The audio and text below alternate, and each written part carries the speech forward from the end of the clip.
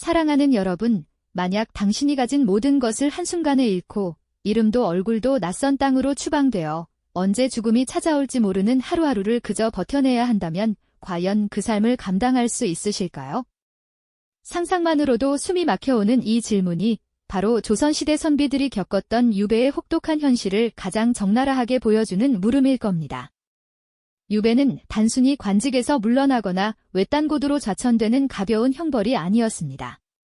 그것은 살아있는 자에게 내려진 죽음과 다름없었죠.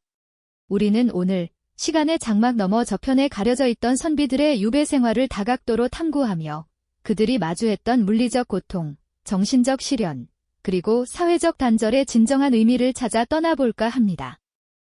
과연 극한의 상황 속에서 인간은 어떤 모습을 드러내고 또 어떻게 본연의 가치를 지켜나갔을까요? 이 잔혹한 역사가 우리에게 던지는 깊은 질문들을 함께 탐색하며 현대인의 상상력을 초월하는 그들의 삶 속에서 인간 본연의 강인함을 발견하는 귀한 시간을 가져보시죠. 유배의 시작은 언제나 갑작스럽고도 잔부르텔했습니다. 왕의 엄명이 떨어지는 순간 번화했던 한양의 거리는 순식간에 차가운 침묵에 휩싸였을 겁니다. 한때 고고한 학문과 덕망으로 추앙받던 선비는 이제 죄인이라는 낙인과 함께 모든 명예를 박탈당하고 세상으로부터 철저히 고립되는 존재가 되는 것이었죠. 그들의 삶은 한순간에 송두리째 뒤바뀌는 참혹한 변화를 맞이하게 되는 것입니다. 가장 아프고 쓰라린 순간은 아마도 가족과의 생이별이었을 겁니다. 울부짖는 아내와 자식들의 손을 뿌리치고 돌아서야 했던 선비의 뒷모습은 얼마나 무겁고 처절했을까요? 다시 만날 기약조차 할 수 없는 이별은 단순한 헤어짐이 아니라 살아있는 존재에게 가해지는 가장 잔혹한 형벌이었을 겁니다. 그들의 눈물은 그저 슬픔이 아니라 절망과 막막함이 뒤섞인 비명과 같았을 테죠. 사랑하는 이들과의 단절은 유배의 첫걸음부터 선비들의 가슴에 깊은 상실감을 새겨 넣었습니다. 이제 그들은 낯선 포졸들의 감시 아래 족쇄에 묶인 채 기약 없는 여정에 오릅니다. 해진 옷차림에 지친 몸을 이끌고 험준한 고갯길을 넘고 거친 들판을 가로지르는 길은 그야말로 고통의 연속이었을 겁니다. 발바닥은 물집으로 가득하고 온몸은 두들겨 맞은 듯 쑤셨겠죠. 뜨거운 햇볕 아래 땀을 비 오듯 쏟아내거나 매서운 비바람 속에서 한없이 떨며 걷는 그들의 모습은 상상만으로도 비참합니다. 낯선 주막에서 홀로 맞이하는 밤은 또 어땠을까요? 가족의 온기 대신 차가운 벽과 침묵만이 가득한 공간에서 선비들은 잠 못 이루고 먼 고향 하늘을 하염없이 바라보며 깊은 불안과 절망에 잠겼을 겁니다. 그렇게 며칠, 몇 달을 걸어 도착한 유배지는 또 다른 형태의 극한 현실을 선사합니다. 그들이 머물게 될 곳은 한양의 기와집과는 비교할 수 없는 초라한 초가집이 대부분이었죠.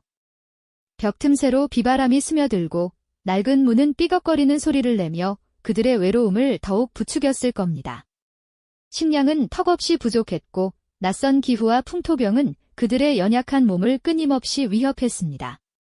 굶주림과 질병 속에서 하루하루를 버텨내는 것은 그야말로 생존을 위한 처절한 몸부림 그 자체였을 텐데요. 그곳 사람들의 싸늘한 시선과 노골적인 멸시 또한 선비들의 자존심을 갉아먹는 또 다른 고통이었을 겁니다. 그들은 이제 더 이상 존경받는 선비가 아니었으니까요.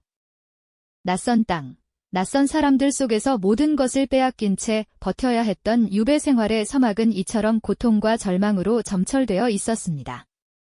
하지만 이것은 단지 시작에 불과했죠. 이 혹독한 환경 속에서 선비들은 과연 어떤 시련들을 더 겪어내야 했을까요? 다음 이야기에서는 더욱 깊이 파고들어 유배지에서 그들이 마주했던 구체적인 현실과 인간적인 고뇌를 자세히 들여다보겠습니다. 네, 바로 그 유배지에서 선비들이 마주했던 현실은 우리가 상상하는 그 이상으로 참혹했죠. 당장 발을 딛고 살아갈 것처부터가 문제였습니다. 낯선 마을의 가장 외진 곳, 어쩌면 사람이 살기에도 부적합한 자리에 허름한 초가 한 채가 그들의 보금자리로 주어졌을 테니까요. 비바람을 겨우 가리는 낡은 지붕 아래 흙벽은 부서져 내리고 차가운 습기가 온몸을 감싸는 그런 곳이었을 겁니다. 온돌은 고사하고 제대로 된 난방 시설조차 없어 밤이면 추위에 몸을 웅크려야 했고 여름이면 습기와 벌레들의 공격에 시달려야 했죠. 그야말로 최소한의 인간적인 삶조차 보장받지 못하는 곳에서 그들은 매일 아침 눈을 떴습니다. 끼니를 해결하는 것 역시 고통의 연속이었습니다. 귀양 온 죄인의 신분으로 풍족한 식사를 기대하기란 애초에 불가능한 일이었을 테죠. 변변치 않은 곡물로 겨우 배를 채우거나 때로는 굶주림에 시달려야 하는 날들도 허다했습니다. 영양 부족은 곧 면역력 저하로 이어졌고 열악한 위생 환경과 더해져 각종 질병의 무방비로 노출될 수밖에 없었죠. 낯선 풍토병에 걸려도 제대로 된 의원이나 약재를 구할 수 없어 병이 깊어지는 것을 속수무책으로 지켜봐야 했습니다. 육체의 고통은 이처럼 매 순간 그들의 삶을 옥죄는 현실이었습니다. 하지만 선비들을 더욱 깊은 절망으로 밀어넣었던 것은 어쩌면 육체적 고통보다 더 심한 정신적 고립감이었을 겁니다. 사랑하는 가족들과는 기약 없는 이별을 해야 했고 벗들과는 서신 한 통 주고받기조차 어려웠습니다. 외딴 섬이나 산골 마을에 홀로 떨어진 채 아는 사람 하나 없이 낯선 방언을 쓰는 주민들 틈에서 그들은 철저히 이방인이었죠. 누군가에게 마음속 이야기를 털어놓을 수도 따뜻한 위로를 받을 수도 없는 환경 속에서 선비들은 깊은 고독과 싸워야 했습니다. 밤이 깊어지면 그 고독은 더욱 사무쳤을 겁니다. 희미한 촛불 하나에 의지해 홀로 앉아 먼 곳의 가족들을 떠올리며 편지를 써 내려가지만 그 편지가 과연 닿을 수 있을지 답장이 올지는 미지수였겠죠. 그 애틋한 마음이 전해질 리 없는 허공에 대고 속삭이는 듯한 고통이었습니다. 때로는 낡은 책 한 권을 펼쳐 들고 글자에 시선을 고정하지만 마음은 이미 천리만리 떨어진 고향을 헤매고 있었을 겁니다. 붓을 들어도 좀처럼 글이 써지지 않고 무언가를 쓰고 싶어도 마음처럼 되지 않는 무력감에 사로잡히기도 했을 테죠. 창밖을 하염없이 응시하며 깊은 생각에 잠겨 밤을 지새우는 날들도 많았을 겁니다. 멀리 보이는 한양 방향을 바라보며 깊은 한숨을 내쉬는 모습은 그들이 얼마나 고향과 가족을 그리워했는지, 그리고 언제쯤 이 고통스러운 유배 생활이 끝날지 알 수 없는 막막함에 얼마나 시달렸는지 짐작하게 합니다. 어두운 방 안, 촛불에 흔들리는 불꽃처럼 위태로웠던 그들의 마음은 희망이라는 단어조차 사치처럼 느껴지는 깊은 절망 속에서 헤매고 있었을 겁니다. 이러한 정신적 고립은 선비들에게 학문적인 좌절감까지 안겨주었습니다. 조정에서 활발하게 학문을 논하고 당대 석학들과 교류하며 지식을 넓혀가던 상관은 너무나도 동떨어진 현실이었으니까요. 새로운 학문적 영감을 얻거나 연구를 지속할 수 있는 환경은커녕 기본적인 서적조차 구하기 힘든 경우가 많았죠. 그들의 지성은 고립된 섬처럼 홀로 갇혀 더 이상 성장하지 못하고 시들어가는 것 같은 고통을 느꼈을 겁니다. 지식인으로서의 자존감마저 위협받는 순간들이었을 테죠.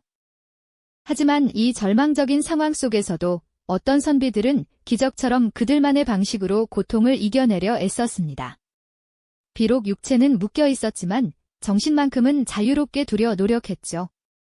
낡은 책 한 권을 붙들고 밤새워 읽으며 자신을 다잡거나 혹은 붓을 들어 시를 쓰고 그림을 그리며 내면의 슬픔과 고뇌를 승화시키려는 시도들도 있었을 겁니다.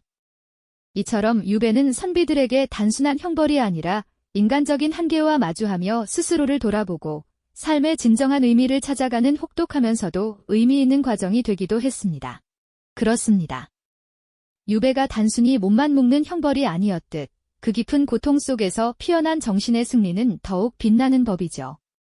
혹독한 시련 속에서도 어떤 선비들은 학문의 끈을 놓지 않았습니다. 척박하고 외로운 환경 속에서도 붓을 들고 책을 펼쳐 오히려 그 유배지를 배움과 성찰에 더없이 귀한 장으로 삼았으니 말입니다. 그들은 자신에게 주어진 절망을 지식과 지혜를 쌓는 디딤돌로 바꾸어 놓았던 것이죠. 조선 후기 실학의 거두, 다산 정약용 선생을 떠올려 보시죠. 그는 전남 강진의 차가운 유배지에서 무려 18년이라는 긴 세월을 보냈습니다. 가족과 헤어져 홀로 지내야 하는 고독과 불안, 그리고 언제 끝날지 모르는 막막함 속에서도 그는 단 한순간도 학문에 대한 열정을 놓지 않았습니다. 오히려 그 긴 세월 동안 그는 수많은 저서를 집필하며 조선 후기 실학을 집대성하는 위대한 업적을 이루어냈죠. 백성을 위한 정치를 논한 경세유표, 형벌제도의 개혁을 역설한 흠음신서, 지방관의 도리를 밝힌 목민심서 같은 불후의 명작들이 바로 그 차갑고도 고독했던 유배지에서 탄생했습니다. 마치 거친 비바람 속에서도 뿌리를 더욱 깊이 내리고 굳건하게 서서 아름다운 꽃을 피워내는 나무처럼 그는 고난 속에서 더욱 단단한 학문의 기틀을 다졌습니다. 제주도 유배라는 모진 시련을 겪었던 추사 김정희 선생의 이야기도 빼놓을 수 없죠. 그는 그곳에서 자신만의 독특하고 개성 넘치는 서체인 추사체를 완성하고 세안도와 같은 세계적인 걸작을 남겼습니다. 낯선 섬의 거친 풍경과 끝없이 밀려오는 고독은 오히려 그의 예술혼을 더욱 깊고 성숙하게 만들었던 것이죠. 먹을 갈아 붓을 들 때마다 그의 내면에 담긴 슬픔과 고뇌, 그리고 이를 초월하려는 인간의 강인한 의지가 고스란히 붓끝에 실려 예술 작품으로 승화되었던 겁니다. 그의 작품들은 단순한 그림이나 글씨를 넘어 유배 생활의 혹독함 속에서도 피어난 인간 정신의 위대함을 보여주는 상징이 되었습니다. 이렇듯 선비들은 자신들의 지식과 지혜를 오직 자신만을 위해 갈고 닦는 데 그치지 않았습니다. 그들은 유배지 주민들의 삶을 깊이 보듬고 그들의 무지를 깨우치려 노력하는 데에도 주저함이 없었습니다. 그를 모르는 백성들에게 정성껏 천자문을 가르치고 농사짓는 법이나 생활에 필요한 실용적인 지식을 전수해주며 삶의 질을 향상시키려 애썼죠. 때로는 의술을 베풀어 병든 이들을 돌보거나 마을의 어려운 문제를 해결하는 데 앞장서기도 했습니다. 그들의 존재는 유배지의 어둡고 침체된 분위기를 걷어내고 희망의 빛을 들이우는 등불과도 같았을 겁니다. 낯선 곳에서 만난 이들에게 스며들어 공동체의 일원이 되고 긍정적인 변화를 이끌어내는 모습은 참으로 감동적이지 않습니까? 낯선 땅에서 가진 것 하나 없이 모든 것을 처음부터 시작해야 했던 유배 생활은 그들에게 커다란 시련이자 역경이었지만 동시에 스스로를 깊이 돌아보고 성찰하는 더없이 귀한 시간이 되기도 했습니다. 자연과 벗하며 마음의 평화를 찾고 시를 읊으며 내면의 고통을 예술로 승화시켰습니다. 황량한 들판에서 꿋꿋이 피어나는 작은 들꽃 한 송이에서도 삶의 끈질긴 아름다움을 발견하고 거친 파도 소리 속에서 삶의 섭리와 인간 존재의 의미를 깨닫기도 했을 겁니다. 이처럼 자연은 그들에게 더없는 위안이자 영감의 원천이 되어주었죠. 그들은 외부의 압력과 혹독한 고통 속에서도 결코 자신들의 정신적 기계를 잃지 않았습니다. 오히려 더욱 꼿꼿하게 자신들의 신념과 학자로서의 양심을 지키려 애썼죠. 권력의 부당함에 맞서거나 불의에 굴하지 않는 선비 정신을 유배지에서도 굳건히 이어나갔습니다. 이는 단순히 고집스러운 저항이 아니라 인간으로서 지켜야 할 도리와 학자로서의 책무를 다하려는 숭고한 노력이었습니다. 그들의 굳건한 정신은 억압받는 백성들에게 큰 울림을 주었을 것입니다. 이처럼 유배는 한 인간의 삶을 송두리째 뒤흔드는 비극적인 운명이었지만 역설적으로 어떤 이들에게는 영혼을 단련하고 더욱 위대한 인물로 거듭나는 놀라운 계기가 되었습니다. 그들은 고통 속에서도 인간적인 가치를 잃지 않고 오히려 그 가치를 더욱 드높이며 삶의 진정한 의미를 찾아 나섰던 것이죠. 절망적인 상황 속에서도 희망의 불씨를 지피고 좌절하지 않는 인간의 강인한 의지를 우리에게 생생하게 보여주었습니다. 그들의 이야기는 단순한 과거의 기록이 아니라 오늘날을 살아가는 우리에게도 깊은 울림과 감동을 선사합니다. 역경 속에서도 굴하지 않고 자신의 길을 걸어갔던 그들의 인간 승리 드라마는 시대를 초월하여 영원히 기억될 것입니다.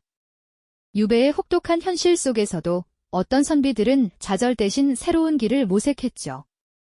그들은 낯선 땅에서 자신들이 가진 지식과 덕목을 주변 사람들과 아낌없이 나누며 빛을 발했습니다. 예를 들어 척박한 환경에 놓인 지역 주민들에게 농사짓는 새로운 방법을 알려주거나 그를 가르쳐 문맹을 깨우치게 돕는 등 고통받는 이웃들에게 실질적인 도움을 주며 공동체에 긍정적인 영향을 끼쳤습니다. 단순히 유배지의 손님으로 머무는 것이 아니라 그곳의 일원이 되어 지역 사회의 변화를 이끌어낸 것이죠. 또한 유배는 학문적 깊이를 더하는 특별한 기회가 되기도 했습니다. 우리가 잘 아는 정약용 선생이 강진의 유배지에서 목민심서과 같은 위대한 저작들을 완성했듯이 척박한 환경 속에서도 붓을 놓지 않고 끊임없이 사색하며 학문의 정수를 탐구했죠. 김정희 선생은 제주도 유배 생활을 통해 자신만의 독창적인 추사체를 완성하며 예술의 경지를 한층 드높였고요. 이처럼 그들은 유배지라는 한정된 공간에서 오히려 자신만의 내면 세계에 더욱 깊이 몰입하고 오랜 시간 숙고하며 인류의 지적 유산에 기여하는 놀라운 성과를 이뤄냈습니다. 때로는 험난한 자연 속에서 위안을 찾거나 시와 그림 같은 예술 활동으로 고뇌를 승화시키며 고통을 이겨내기도 했습니다. 이 모든 과정은 그들이 단순한 유배인이 아니었음을 명확히 보여주는 증거입니다. 권력의 칼날 아래 모든 것을 잃고 추락했지만 그들은 인간으로서의 존엄과 학자로서의 꼿꼿한 기계를 결코 잃지 않았습니다. 오히려 더욱 강인해져서 고난을 통해 진정한 자신을 발견하고 세상을 이롭게 하는 길을 찾아 나섰던 것이죠. 역경 속에서 피어난 이러한 삶의 의지와 인간적인 가치들은 훗날 많은 이들에게 큰 귀감이 되어 오랫동안 후세에 기억되었을 것입니다. 유배 생활의 고통은 상상을 초월하는 것이었습니다. 물리적인 고통은 물론이거니와 가족과의 단절, 친구와의 소통 부재, 그리고 사회적인 단절감은 그들의 영혼을 깊숙이 갉아먹는 듯한 혹독한 시련이었죠. 하지만 바로 그 절망의 한가운데서도 조선의 선비들은 결코 꺾이지 않는 초인적인 의지를 보여주었습니다. 그들은 자신의 처지를 비관하며 무너져 내리는 대신 학문의 끈을 놓지 않고 인간으로서 지켜야 할 도리를 다했으며 심지어 주변 사람들에게 선한 영향력을 전파하기까지 했습니다. 이것은 단순히 형벌을 감내하는 수동적인 태도가 아니었습니다. 오히려 유배라는 가혹한 상황을 통해 그들의 고귀한 정신이 시험받고 더욱 단련되며 마침내 찬란한 빛을 발하는 과정이었던 것이죠. 그들의 고통은 단순한 비극이 아니라 인간이 역경을 마주했을 때 얼마나 강인하고 위대한 존재가 될 수 있는지를 증명하는 숭고한 드라마였습니다. 우리는 그들의 이야기에 깊은 공감과 함께 경외감을 느끼게 됩니다. 인간 본연의 강인함과 고난 속에서도 흔들리지 않는 굳건한 정신에 숙연해지는 순간이 아닐 수 없습니다. 이처럼 조선 선비들의 유배 생활은 단순히 과거의 한 페이지에 머무는 이야기가 아닙니다. 오늘날을 살아가는 우리에게도 깊은 성찰의 기회를 던져줍니다. 우리가 겪는 삶의 여러 어려움 속에서도 과연 우리는 좌절하지 않고 의미를 찾아 나설 수 있을까요? 그들의 이야기는 역경 속에서 인간이 어떻게 성장하고 또 삶의 진정한 가치를 어떻게 지켜낼 수 있는지를 생생하게 보여주는 소중한 나침반과도 같습니다. 유배라는 혹독한 시련은 비록 끝났지만 그 고통과 그 속에서 얻은 깨달음, 그리고 그들이 남긴 위대한 정신은 역사 속에 지울 수 없는 깊은 흔적을 남겼습니다. 선비들이 보여준 불굴의 의지와 인간적인 가치 추구는 시대를 초월하여 오늘날 우리에게도 큰 울림을 주며 진정한 삶의 의미를 되새기게 합니다. 우리가 미처 몰랐던 고통의 깊이, 그리고 그 속에서 피어난 인간 정신의 위대함은 비단 유배의 역사에만 국한된 것이 아니라는 것을 깨닫게 됩니다. 이 영상이 도움이 되셨다면 좋아요와 구독 부탁드립니다. 여러분의 응원이 제게 큰 힘이 됩니다. 다음 영상에서도 더 유용한 정보를 공유하겠습니다. 감사합니다.